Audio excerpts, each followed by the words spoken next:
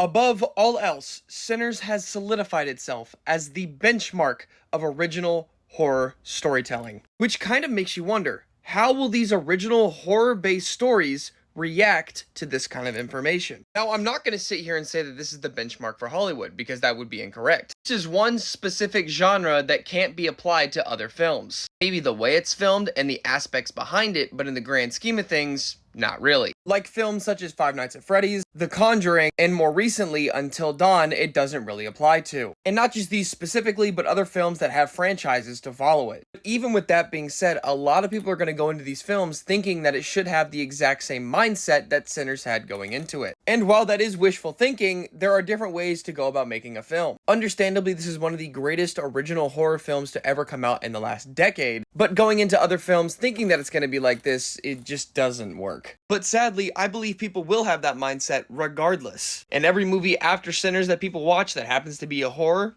they just won't like. That's why you really need to go in these films with no expectations. Although yes, the idea that beating what Sinners was is damn near impossible, there's still different ways of going about doing it to justify it being a good film. I believe the movie industry will lose its ever-loving mind as more horror-related films release in 2025. And I can guarantee you it's not for the better.